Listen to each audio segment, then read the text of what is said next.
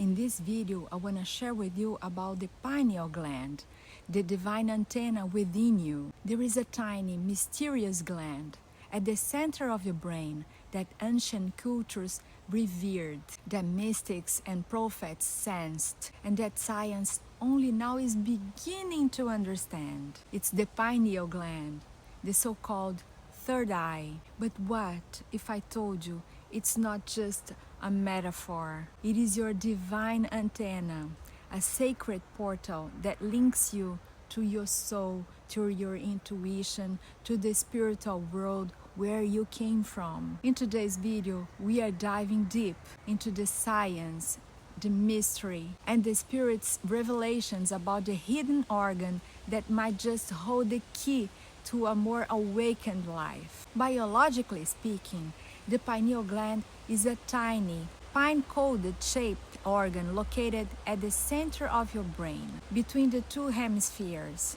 tucked deep into the hypothalamus. It's about the size of a grain of rice, very tiny. Modern science has confirmed it plays a major role in regulating your circadian rhythm, your sleep-awake cycles, by producing a hormone called melatonin, mostly at night, in the dark. It's sensitive to the light, even though it's buried inside the brain, a mystery that hints at its deeper nature. It's connected to the eyes through a complex system, almost as if it was watching. Here are some fascinating science facts. In my view, the pineal begins to calcify with age, especially with exposures to fluoride and environment toxins. It's one of the few parts of the brain that is not protected by the blood-brain barrier, which means that it has a special relationship with the bloodstream. Some researchers speculate that it may produce DMT, the spirit molecule, found in deep meditative, mystical, and near-death states. While it's not fully confirmed, the possibility points to the gland's spiritual potential. So why is such a small gland so biologically important? Could it also have a spiritual purpose? Ancient civilizations seem to know something profound about the pineal gland. They didn't call it like this, of course, but they described it and revered it through symbols, myths, and practices. In Egypt, for instance, the Eye of Horus, that's more than a symbol. When compared to a cross-section of the human brain, its structure closely resembles the thalamus and the pineal region. It represented divine vision, healing, and all-seeing, the eye of wisdom. In India, the pineal is associated with the Ajna chakra, the third eye, considered the center of intuition, spiritual insight, and higher perception. Yogic practices such as pranayama and meditation are designed to awaken the center. In Buddhism and Taoism, spiritual awakening involves inner silence, an energetic flow that passes through the crystal palace, a term that some monks use to describe the thalamic region around the pineal. Here in West, even René Descartes, the philosopher of the reason, he referred to the pineal gland as the seat of the soul, the place where spirit and matter meet. These cultures had no MRI machines, yet they all pointed to the same place in the brain, as if guided by inner knowing passed down through time. Now let's turn to a remarkable source of spiritual knowledge, my favorite, the writings of André Luiz, channeled through our dear Chico Xavier, great medium. In the book Missionários da Luz, The Missionaries of the Light, that was published in 1945, André Luiz gave us teachings that were decades ahead of science. 1945. In chapter 2, titled Encarnação, that means incarnation, he describes the pineal gland as the seat of the mind, a kind of a control tower that translates spiritual intention to the physical experience. He explains that the pineal connects the perispirit to the body during incarnation and disincarnation when we die. It's the center of the mediumship and perception, like clairvoyance, clairaudience, intuition. It functions as a filter, translating vibrations from the spiritual realm into the physical realm. It's more active and luminous in people that are spiritually advanced souls, radiating light and awareness. He calls it the sacred gland of the mental life, an organ that doesn't just regulate sleep, but mediates between thought form, mind,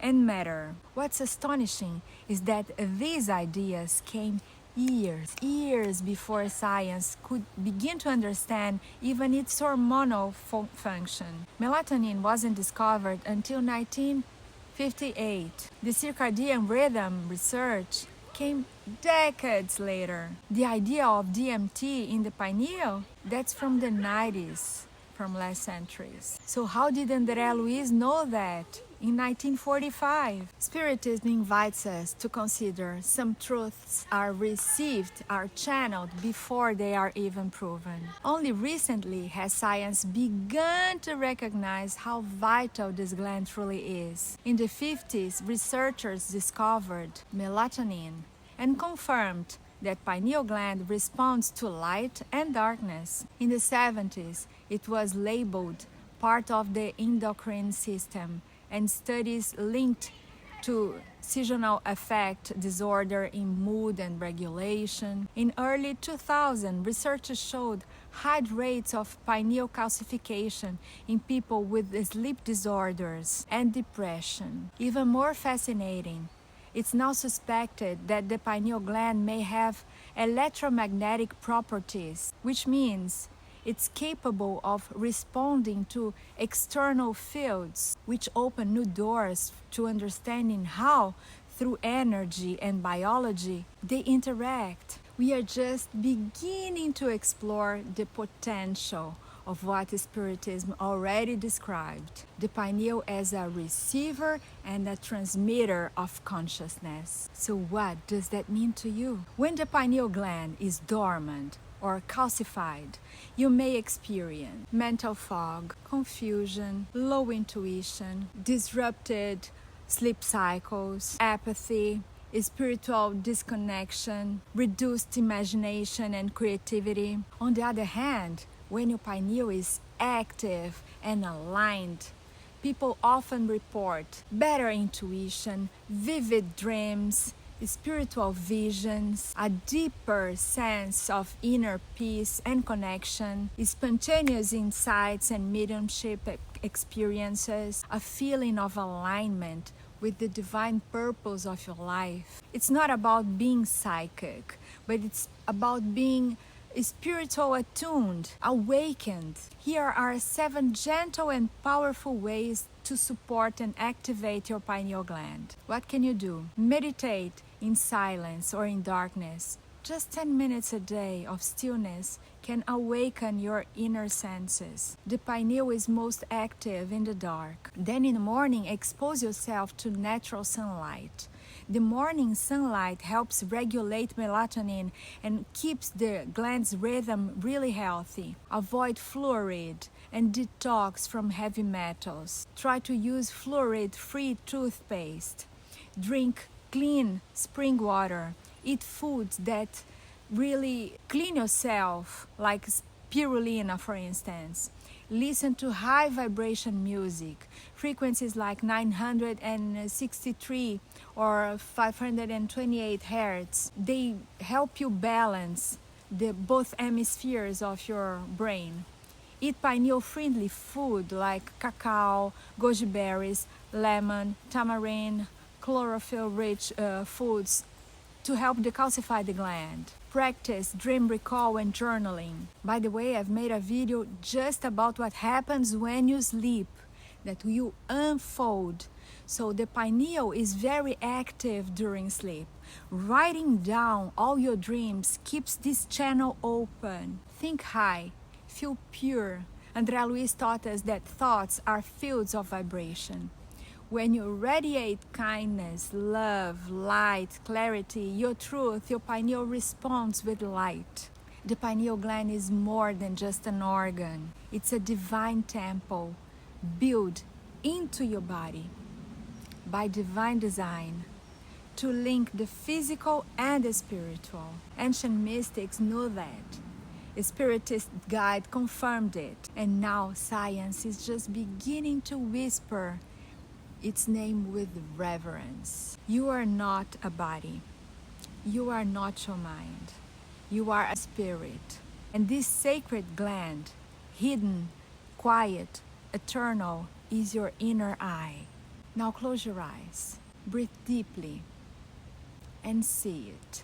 That gentle glow between your eyebrows, that's your soul, your true essence, who you truly are. And if you like this video, check this one.